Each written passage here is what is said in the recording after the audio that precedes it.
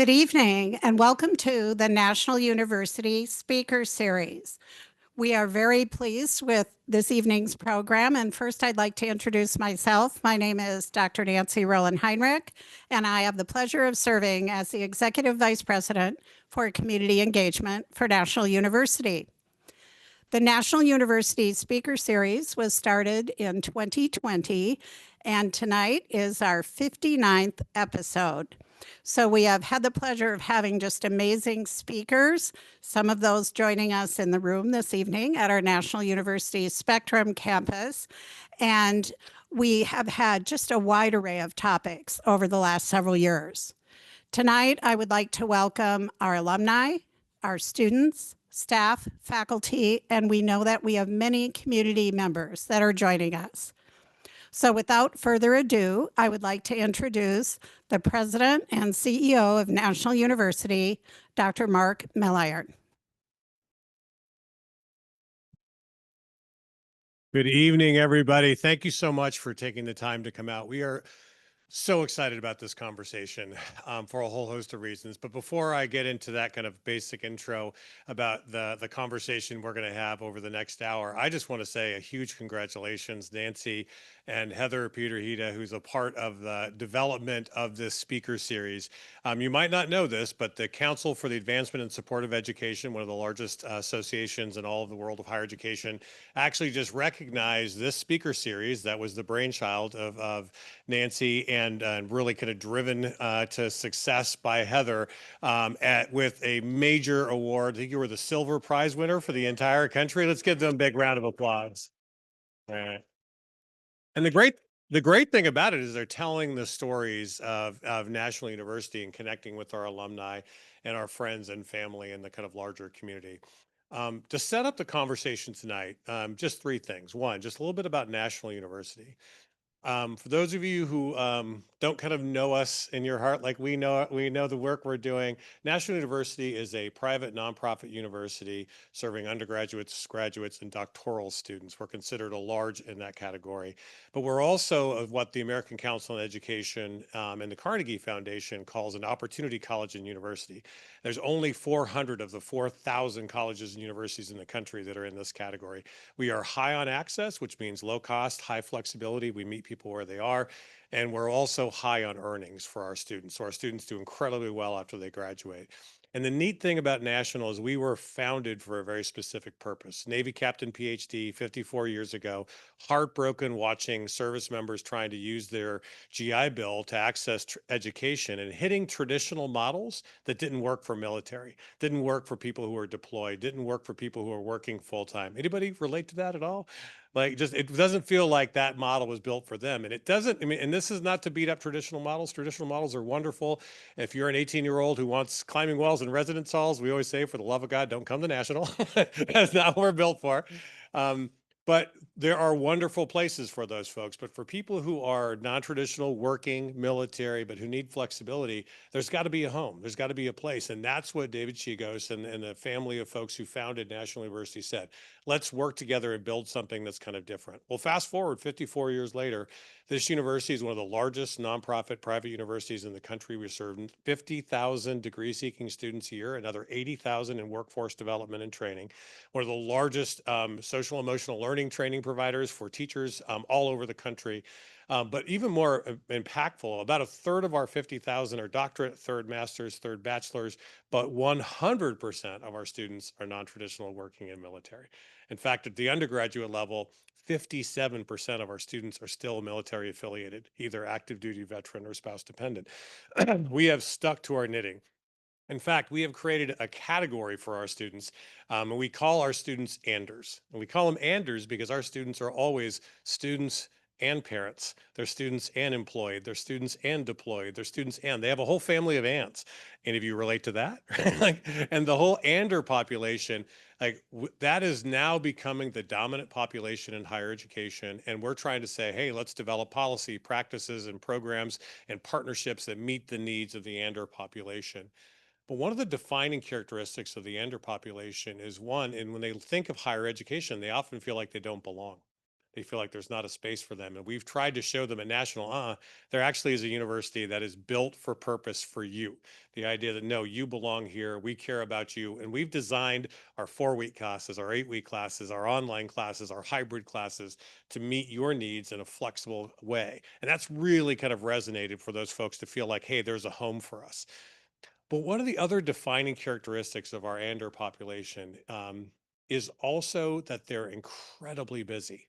They're pulled in lots of different directions.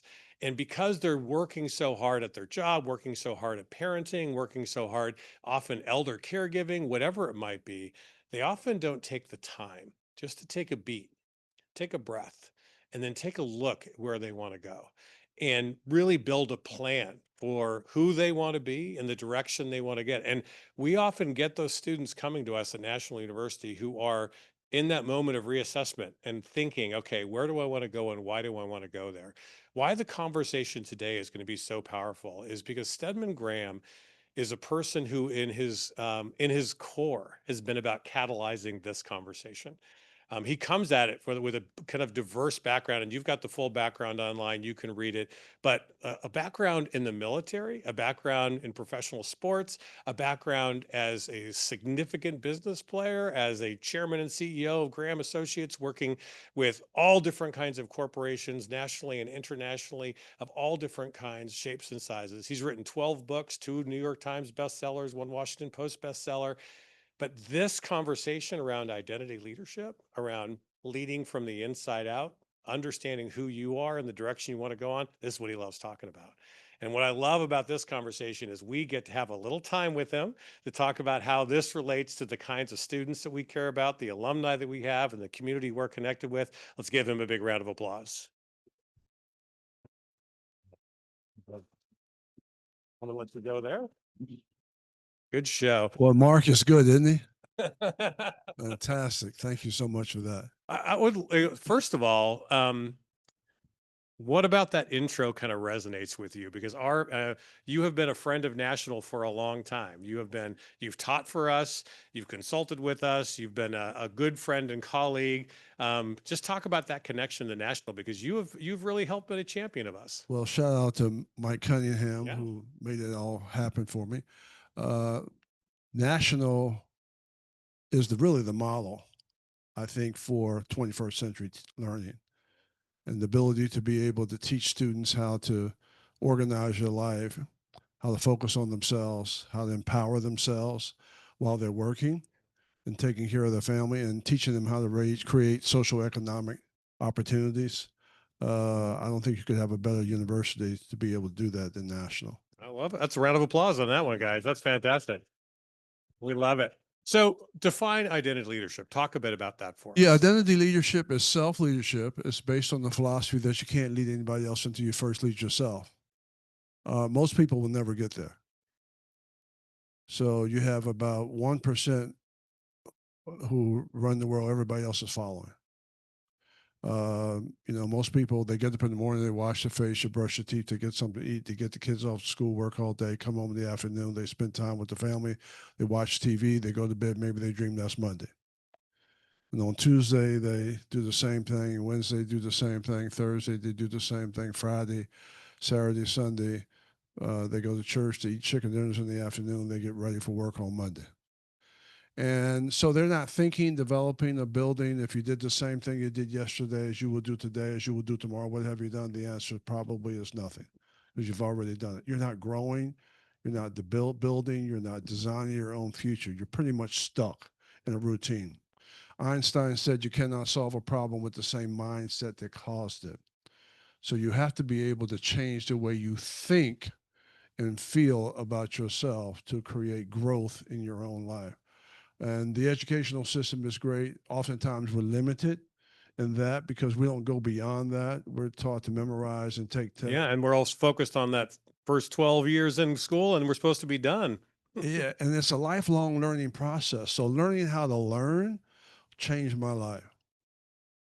When I learned how to take information in education and make it relevant to my talents, to my skills, to my ability, to what I love in my life, I started to grow. And reading became more meaningful for me when I learned that, it's all about the content, information, and all that. And we're in the information age.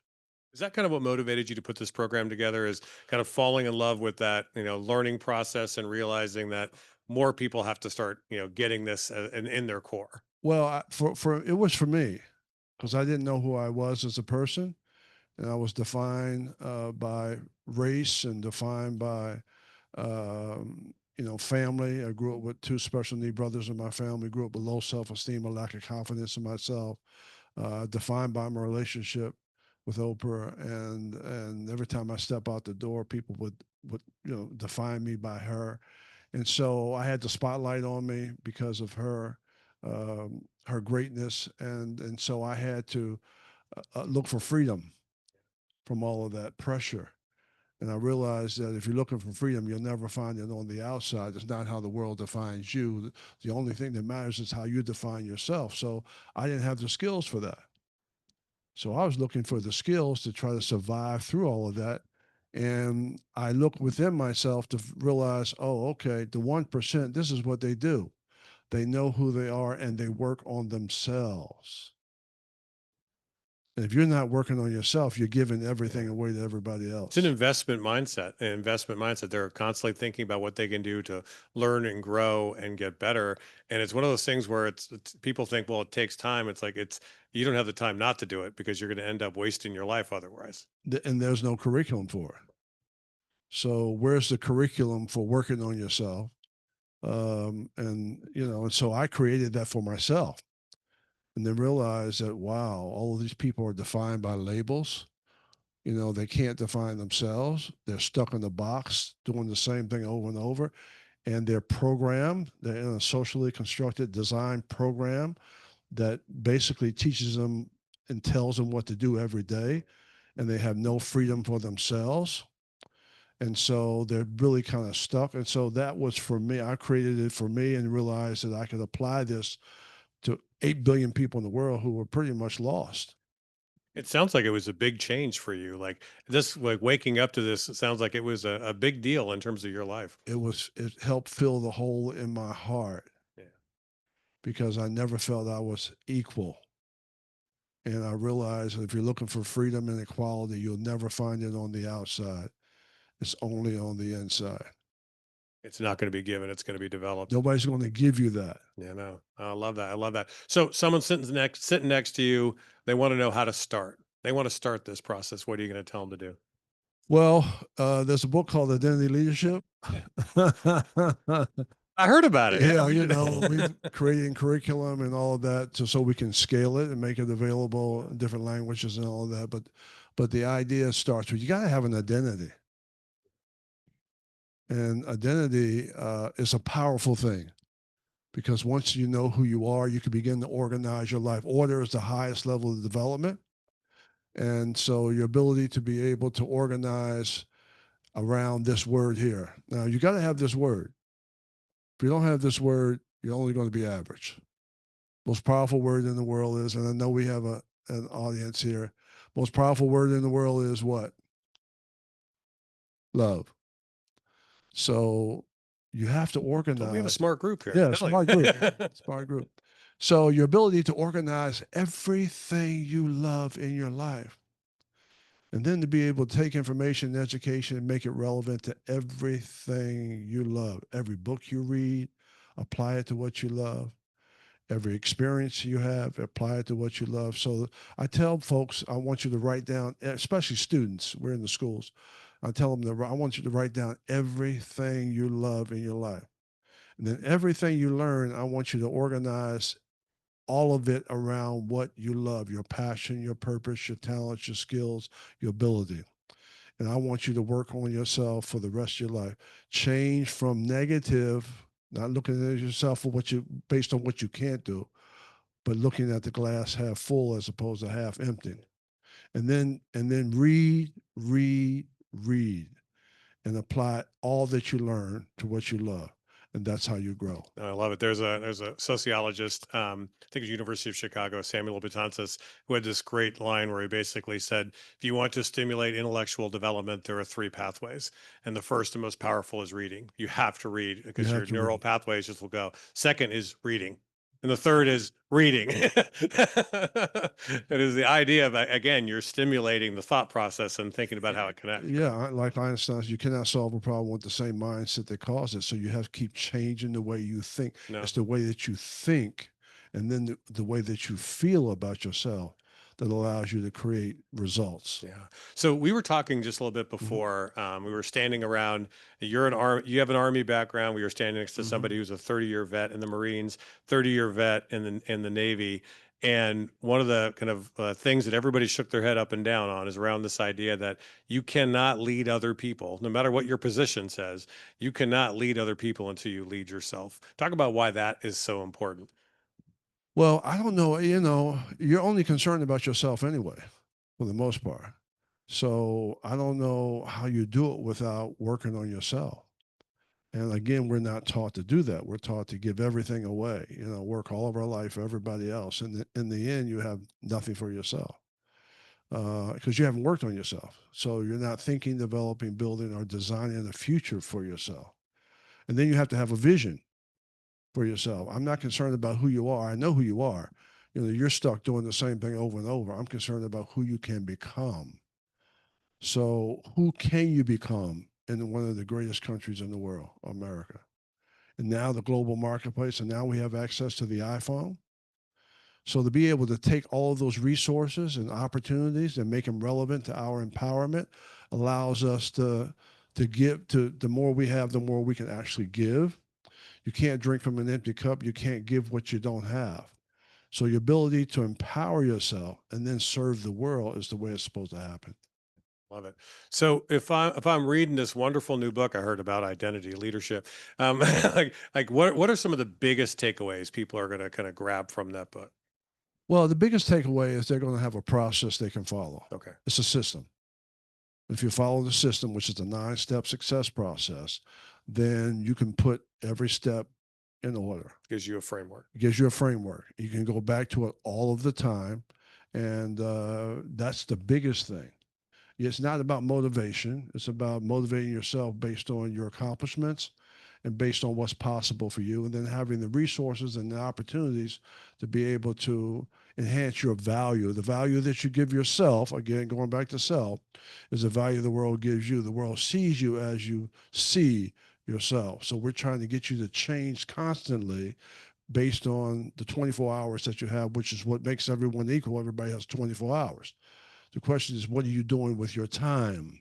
And how productive can you become every single day so you're a better person today than you were yesterday? You're growing, developing, building, and creating opportunity and value. I love that. I mean, how important is it going to be for us to get some of this upstream and make sure we're getting in front of kids as early as possible with this thinking?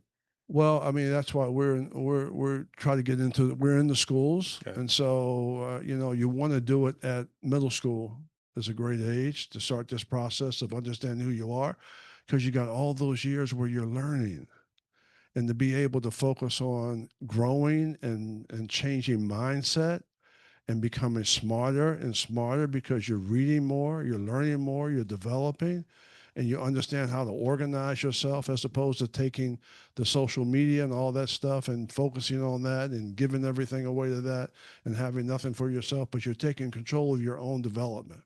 What's interesting is like it seems like most college kids are trying to overcome what happened in middle school and high school, not kind of building on those kind of like processes. You're saying get upstream, start this building process early, then they can take on the world and really kind of understand who they are earlier. It's not how the world defines you, it's how you define yourself. Yeah. And then you have the whole world to be able to operate in for the most part. Are there any particular people that you saw kind of exemplify this kind of philosophy and kind of do this and that kind of like took you back and said, wow, that person has it? I would say Oprah does it pretty well. Okay. Um, most people who run major organizations and are around the world and have vision and they have a plan. They have the ability to execute and to produce. They have the ability to be a thought leader. They think their Yeah. own thoughts, and then they make them work. You know, it's a poem called "Dream." All people dream, by English poet. It says, "All people dream, but not equally. Those who dream in the dusty recesses of their mind, they wake in the morning to find that it was vanity. But the dreamers of the day are dangerous people, for they dream their dreams with open eyes, and they make them come true." Ooh, I like that. That's good. Round of applause on that one. That's neat. I love it. I love it. So I know one of the things you talk about a lot, and I'm a huge fan of Carol Dweck's work, and her work on mindset, and the Mhm. idea of if you're not going to be able to go in this direction unless you really understand the difference between a fixed mindset and a growth mindset. Unpack that a little bit for us. Yeah, fixed mindset is what I talked about. You're just kind of going through the motions every single day, giving everything away for the most part.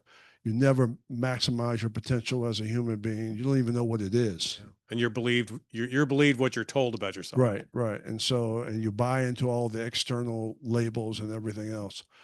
Growth mindset is being able to organize information around yourself. You know, it's being able to be a great producer, a great developer. It's dreaming, it's developing, it's visualizing who you can become. It's having a plan, it's setting goals. And so you can come up with an idea and make that idea work. No, I That's a love it. growth. Yeah. And I also I love the idea that part of the defining characteristic of a growth mindset is you can get a little better every day. Like keep trying, you can get a little better. Wow. Like, go ahead and Man. fail, that's okay, but get a little better every day. Mark, if you can start at 10, man, you got 90 years to develop a process of continuous improvement where you're better today than you were yesterday. That's what we want. I mean, that's plus the That's the beauty. competitive edge. That's the beauty of compound interest too, right? You got it. That's the way it works. It develops over time. No, I love it. So if you're looking at identity leadership as a way of thinking for people who Mhm. are trying to rise and thrive, and I'm thinking about our student population, our alumni who are really kind of they're busy, but you're making the case they got to make the time. They've got to take a beat to do this work You because otherwise they're just going to keep on the same train track. Work-life balance is long term. So if you don't have a vision for organizing, this is a structural issue.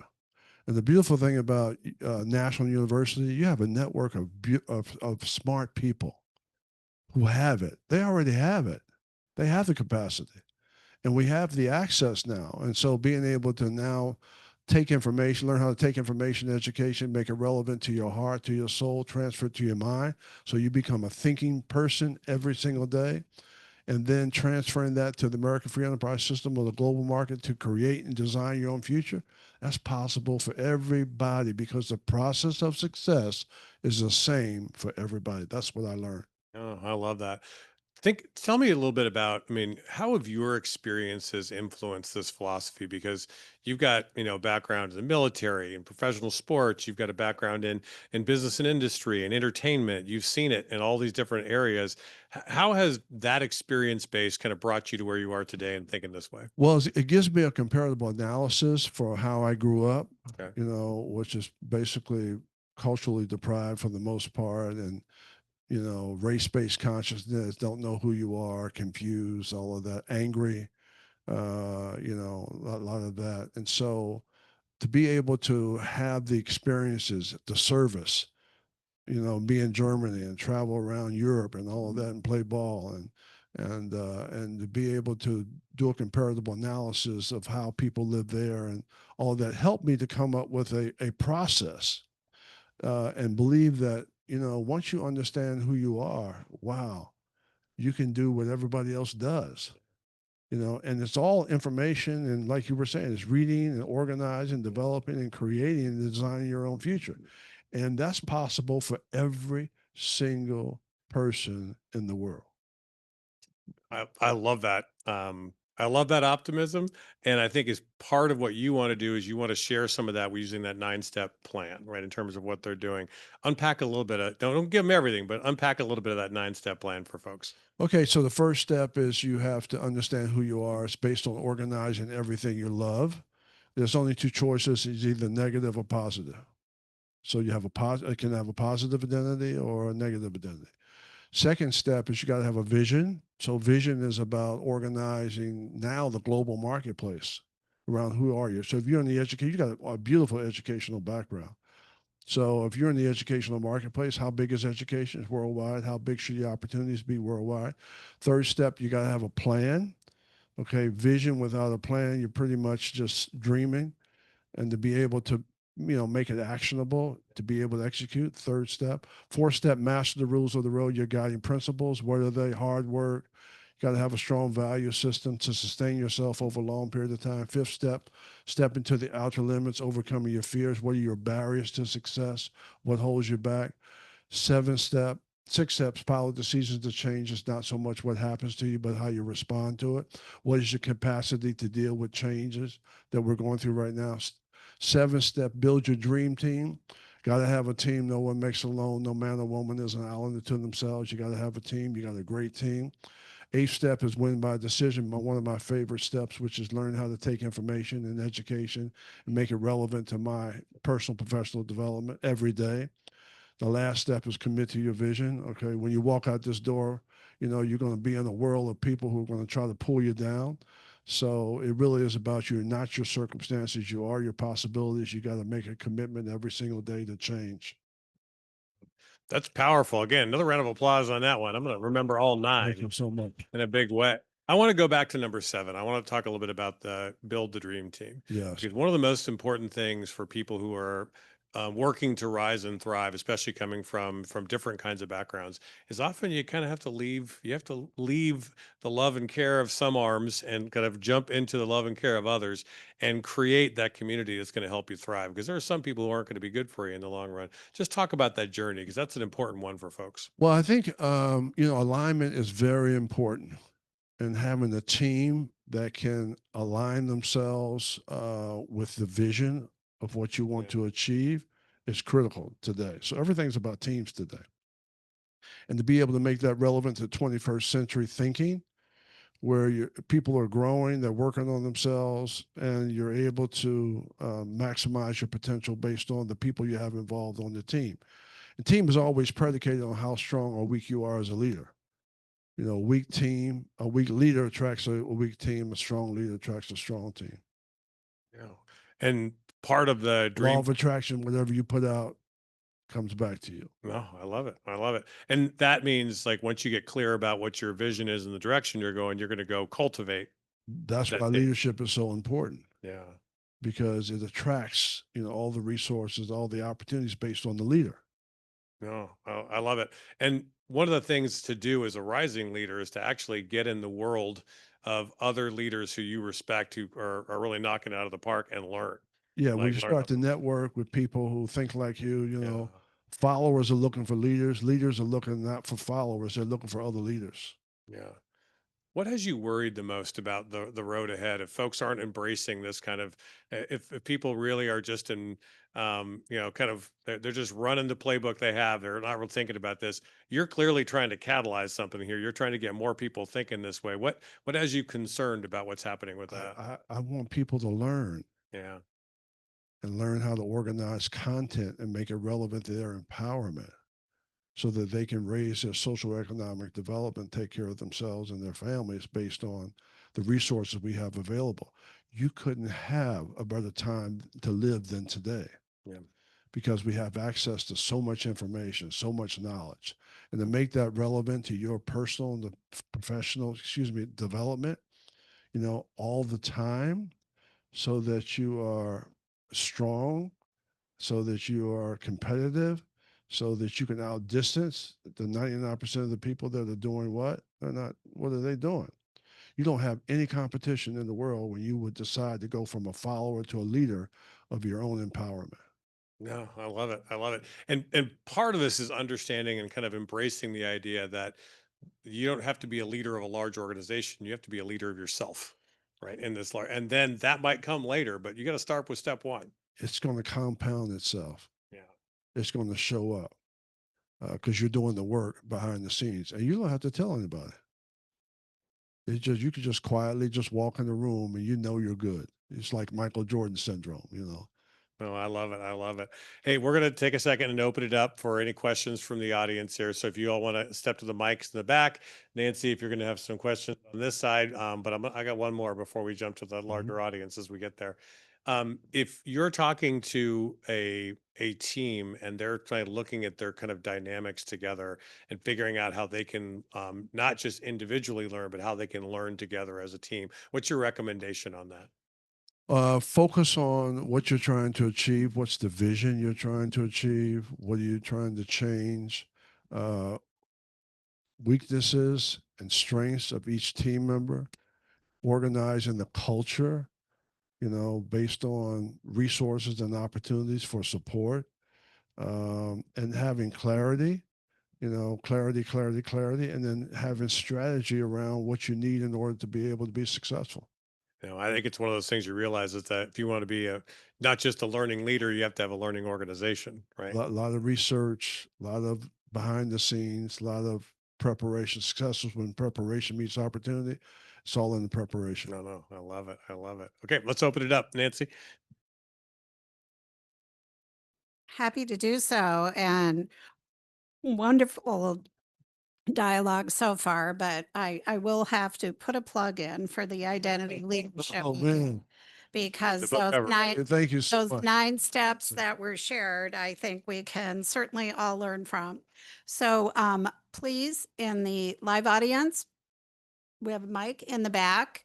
Feel free to ask questions, but we are getting a lot of questions from our online audience. So as mentioned earlier, National University has served a lot of military students for its entire 54-year history. And one question came up regarding how can someone who's transitioning from a long career in the military benefit from identity leadership? Because your whole identity has been as a service member and amazing transferable skills, but how could this benefit someone who's transitioning? Yeah, I think I love the military because wow, military you learn when you're in the military you learn so much discipline. You learn to focus on getting things done. You can execute. You can take orders. You can build relationships, and so teaching veterans who or people who are leaving the military and going into the world, I think it's important to be able to organize your talents, your skills, what you're good at, dissect that, figure out how do you take your service that you've already been in and apply those skill sets to to new skills. And I would say read, read, read, read.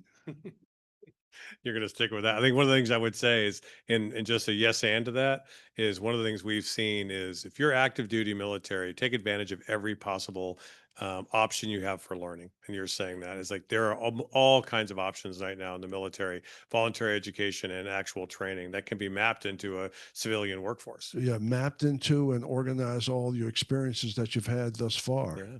Don't throw them away. All the places you travel to, all of that. Exactly. And what we're seeing is if you are participating in voluntary education, especially if you're active duty, it's going to help. One, it helps recruit people into that role, but it helps with their retention, helps with their readiness, but it really helps with reentry because when they reenter, they come with those transferable skills. And you're saying it, you said it just clearly is like it's a lifelong learner. If you are a lifelong learner and you're able to kind of jump in, you're going to transition more effectively. Yeah, and you have the determination and perseverance. You have the drive Yeah. already. That's the key. And someone smells that a mile away when they could know that you're a learner, you're going to actually pick up and You're get going hit the to ground show up running. on time. Yeah. You're going to get there early. You're going to work hard, and you're consistent, and you pretty much you can trust you. No, you got to love all elements of that, Nancy. Thank you. Great response. We have a question from the audience, Valerie Atisha from PNC Bank. Hi, thank you so much for being here today. And I really appreciated this conversation, especially right now. It's such a critical time. I'm kind of curious about the dream team concept because I think we all have people in our lives who are the ultimate hype friends, right? Men, women, people we can rely on and count on. But what does that dream team look like for you? Well, the dream team is based on who I want to become and what my vision is for myself and my organization and for my company. So I have to be clear on that and then figure out where the marketplace is going. Right now, technology is the big thing. So building a tech team is important. And then finding people who believe in your mission, who believe in what you're doing. So it's sustainable over a long period of time because people stay with you. And so you're looking at different kinds of dream teams based on segmentation of yourself and your profession. So you want to organize everything that you love, but you also want to build cultures in everything that you love and care about. So you have your physical aspect, working out, health, all of that. That's you build a team around that. You have workforce development, what you're working on, you build a team around that. You have spirituality, you can build a team around that. You can build a team around mental health. You can build a team around that. You can build a team around, I play golf, so you build a team around that. So a lot of different ways that you can build teams. So you can organize it early. So when you need resources and opportunities, you can pull from that. So it might be dream teams that you're trying to pull together, which is kind of a neat concept as you're doing it. I will say, just to again to amplify something that Stedman, you said earlier, is if you're going to build that dream team, you have to make sure it's full of people who are going to push you to learn and grow. Right? There are people who they want you to get better, and they're going to challenge you. They're going to have you rise and thrive. You want to play with some people who play golf who can kick your tail, right? You want to be those people who can take You you want to to the be a next learner level. in golf. Yeah, Sure. that's Okay. exactly right. Right, next question. What advice would you give someone who feels stuck in a role or identity that is no longer serving them well? I think that's why, you want to use your imagination to write down everything you love so that you have some options, so you can create these networks and create an ecosystem that kind of supports itself based on all of the things that you're passionate about, so that you have some options. So you're not just stuck with one thing. You can develop multiple streams of opportunity. That's why I love segmentation. So you're segmenting not just one thing that you love, but many things that you love. So you're working on 50 different things that you love. You're organizing that. You're breaking that down into and micromanaging that based on opportunities. And so it starts to cross pollinate itself. So you have options. I really love that. And there's people always have this conversation about at some point when you organize those things you love and you decide what direction you want to go into, there's a hard conversation you have to have with yourself about, are you going to live to work or are you going to work to live? And if you're going to live to work, you're actually living somebody else's vision. And if you're aligned with that, that works absolutely perfectly. You're leaning in, but sometimes it's okay to work to live. Like it's like that work gives you the ability to then do the other stuff in your life you want to be able to do and kind of lean into. And Just talk about that for a yeah, bit. now you have technology. So your ability to be able to organize the tech world, Yeah. use it as a way to, solve issues and solve problems and get information and organize database. And now you have AI, as a way to, use that as a way to organize resources and opportunities for yourself. So it's not just focusing on one small thing.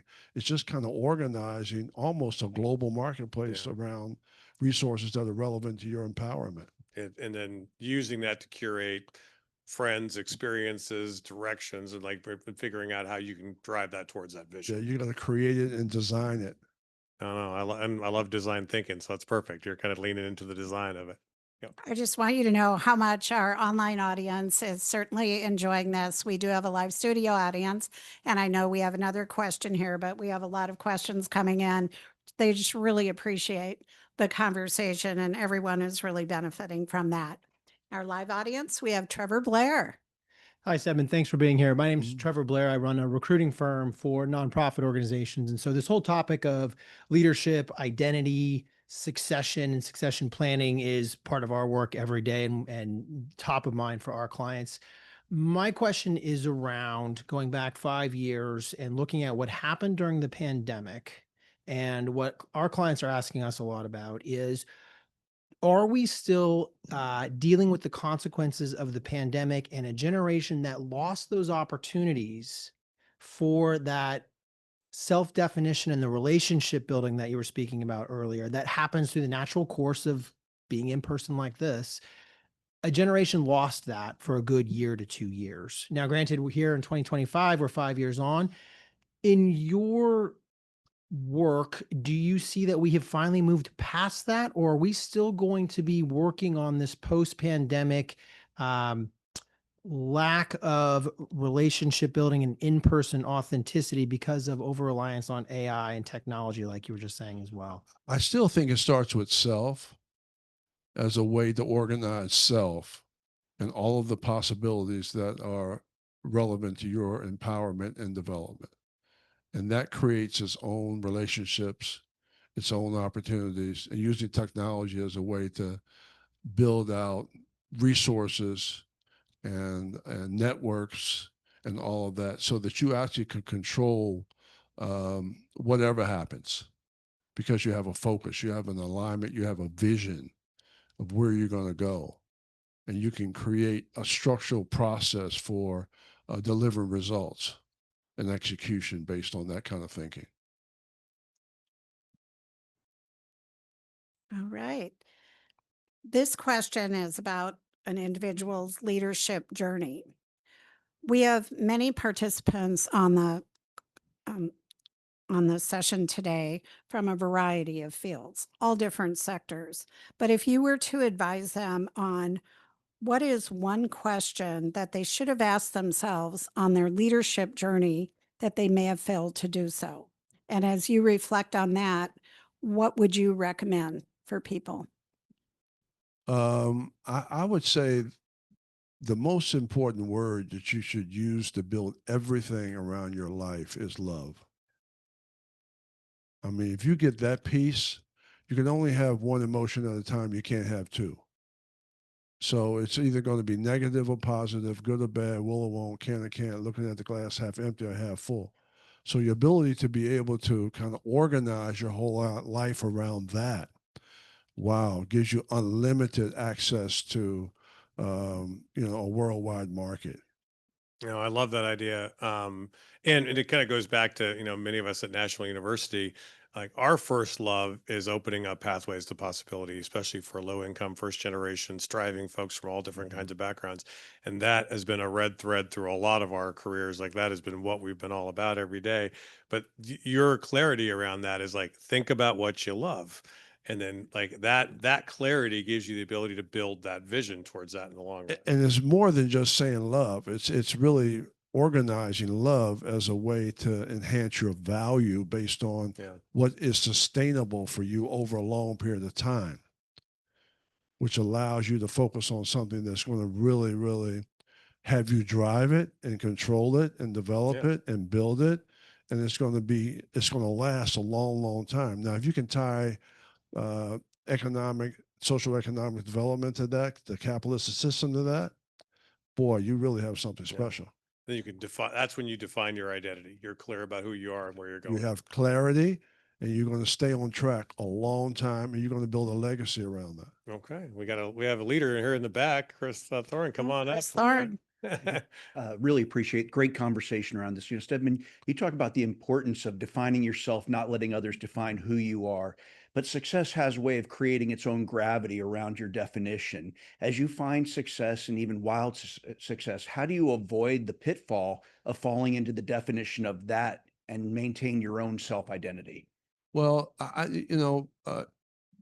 there's two choices you can make every single day. You can have humility or you can have ego. And humility really is what keeps you grounded. And if you go there, then all of the external stuff, trying to think that you're defined by house, car, money, title, all of that, that's not really who you are. That might be what you have, but your ability to ground yourself around humility every day and be the same person, whether you're talking to a homeless person on the street or the president of the United States, you're the same person all the time. And that's where your true essence and power comes in. Thank you. By the way, next question up is from one of my board members here at National University, so it would be nice to. Fantastic. We have Okay. Lee Wills Irvine as next. Thanks, Mark. Hi, Stedman. Great to have you here. I love that you mentioned technology and all the tools that we have at our fingertips now with AI, the internet, all of these different sources of information. On the flip side of that, and I especially think about this for our youth, how do we manage the other side of social media where they're getting all of these images and feedback from the sites about what they should be and the FOMO, fear of missing out? How do we manage that when we're trying to help them find their identity and even ourselves, our own identity, and not compare to what's external? I think it's critical. I think the fact that we have access to an iPhone and access to technology is a blessing. Yes. And if we use it the right way and use it to organize our life and empower ourselves around what we love and what we're passionate about, and we're clear on that, wow, you couldn't have a better opportunity than to do that. I think Thank part of you. the challenge, Lee, and I think you're exactly right, is that tool can be used for challenges at the same time. Like people are trying to manipulate and control and define identity for kids, especially, is really brutal. But I love, Stedman, your take on this, which is take ownership of that and figure out how do you use that tool for good? How do you actually use it to identify and drive this, right? Absolutely. And, Love technology. Thank you. Like, good. Okay, another question from the online audience. How do you determine what parts of yourself are part of your true identity and not just expectations and projections from others? So part of it might be the social media question that just came up, but how do you separate that? Well, I think you have to, you certainly have to spend time on, what you're passionate about and make sure that you're clear on that. And also read about it, learn about it. You just can't say, I just love this and this is what I want to do. You have to sometimes try it out. You have to experiment with it. You have to see if that really is the case. So it's a lot of self-discovery and self-actualization of trying to figure out what is the best thing for you. Thank you. Another question, a little more personal, but what is your greatest regret in your lifetime on what you would have done differently to have led yourself? Because now you're very powerful and very clear in your understanding of identity leadership and self-identity. But is there anything you would have done differently earlier in your lifetime?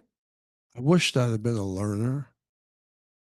I wish I'd have been able to understand the value of education early on and how that applies to my personal development and professional development. And also wish that I would have been a thinker, because I always just was doing what people told me to do and couldn't really think for myself. So those things, I wish I'd have had that, at an early age, because all the opportunities that I had, all of the books I had around me, all of the resources I had around me, I didn't understand how to apply those resources and opportunities to my own development. And wow, it would have just, until I got older and then realized, oh, wow, I missed the boat on this. So that's what I would probably regret. Thank you. It's amazing as we get older, like the things we took for granted is like, I like take that nap, eat that food, go to absolutely. bed early. Okay, I'm all that. And then the learning things, like go to school. It's like now, like that's a blessing. I think you're exactly right. Yeah, and so I marvel at those students who understand the value of learning Yeah. and understand how to apply it, even as an athlete. Oh yeah. I mean, I played ball at a pretty high level, but I never was able to become the player I could have become because I wasn't a thinker. I didn't understand the value of the exercise, the value of running, the value of shooting, the value of all of that. And even though I practiced, I didn't really understand, how to think. So I had to be told everything to do. Yeah. And what happens is that you never can reach your potential based on that kind of a process. Yeah, it's the Carol Dweck example of fixed versus growth mindset. She says the fixed mindset kid they do what they're good at in practice 80, 90% of the time because they know they can shoot right-handed. They know they can go this way. It's the kid who wants to grow who's going to do what they're terrible at because that's the thing they're going to get better at a little bit over time. And that's the athlete that's going to kick your tail. Yeah, Right. absolutely. So Yeah. everybody wants to win, you know. Do you have the will to practice correctly? Yeah. That's the person. I think that's it. Meg. Next question, Meg O'Grady. Thank you. I know we chatted about this a little bit earlier and your time in the Army. And can you tell us a little bit about how that idea of not even just military service, but service in general, and how that fed into your identity and what that's given you as you've gone through your career? Well, I was a spoiled kid coming out of college for the most part because I played ball and I thought I was all of that.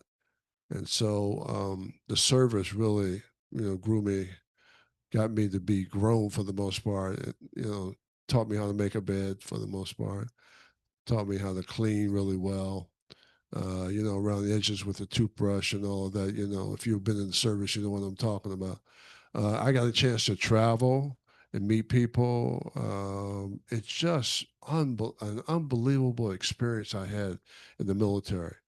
And I got a chance to serve my country, be proud of my country. And so, and I got a chance to transition, utilize all of those skills and everything I learned and pay it forward for the most part. And still using those skills today. So I am very thankful that we're in a great country, America, and that we able to defend it the way we're able to defend it with people that are dedicated and committed, you know, and so you know, it's just a part of my life. We have a question from Veronica. So one more question, then I got a question, then Nancy's got to close up with some stuff. So Okay. go. Okay. So you emphasize that leadership begins with self-awareness and you can't lead others until you lead yourself first. So I run a community leadership organization where we empower leaders who are committed to learning, to growing, and to serving their communities. So how do you see continuous learning and self-discovery playing a role in developing strong community leaders who are not just humble, but who are adaptable and have a deep understanding of identity and purpose? Yeah, if I understand your question, I think it starts with self.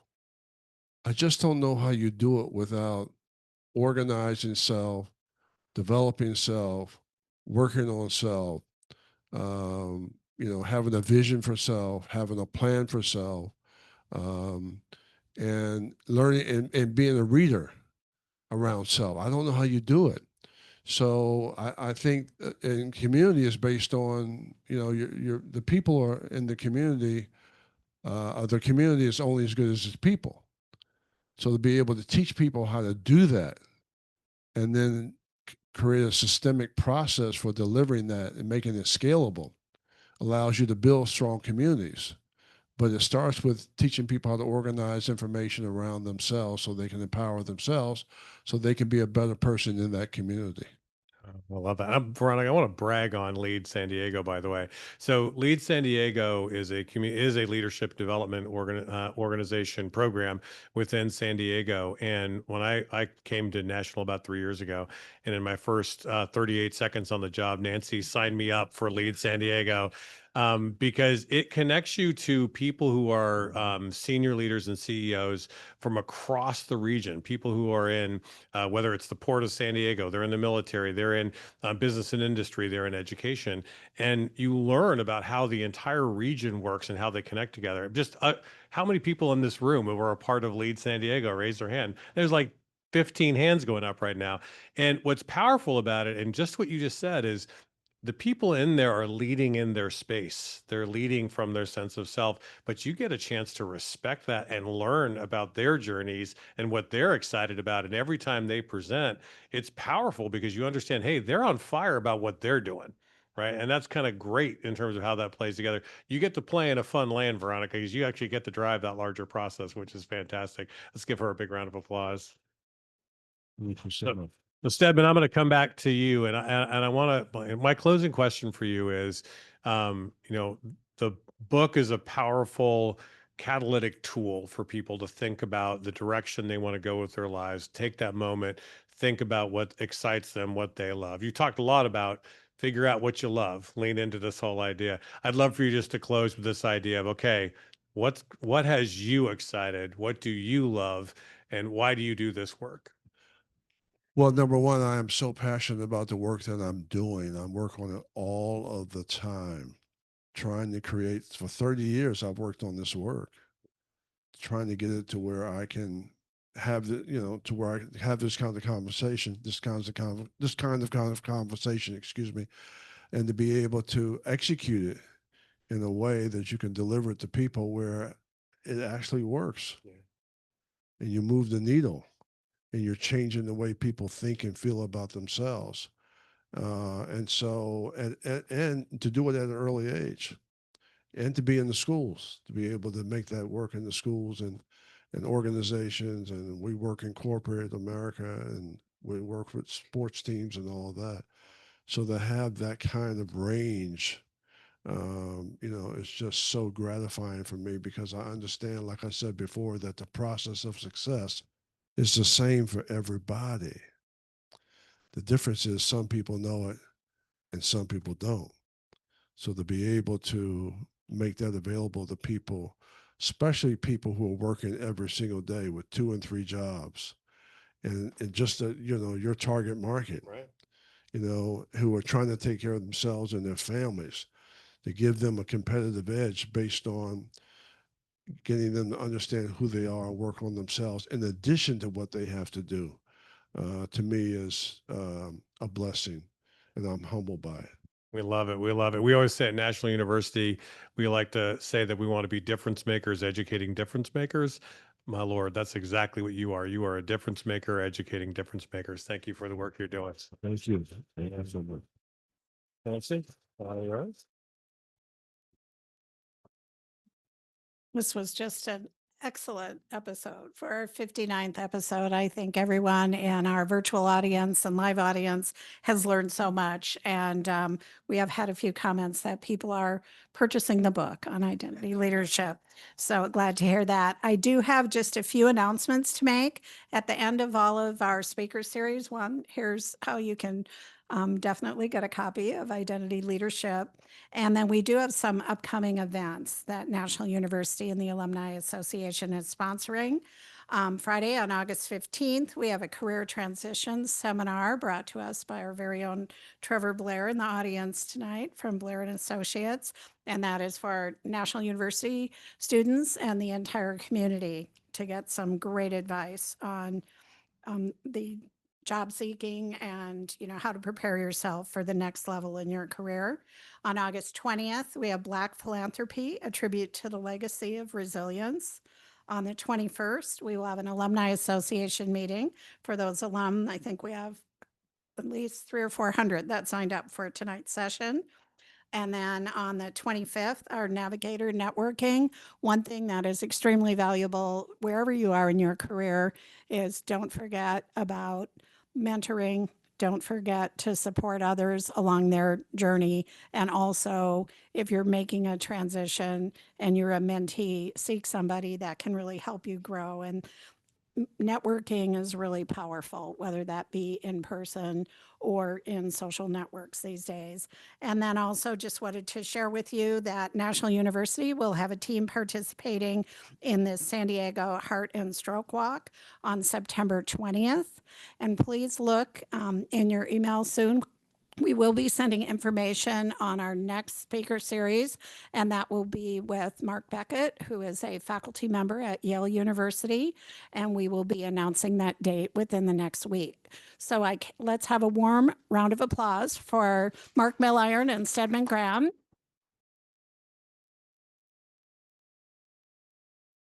And we truly appreciate all of you joining us from all over the country, and we hope that tonight's conversation really resonated with you and that there's some golden nuggets that you'll be able to take with you from this discussion.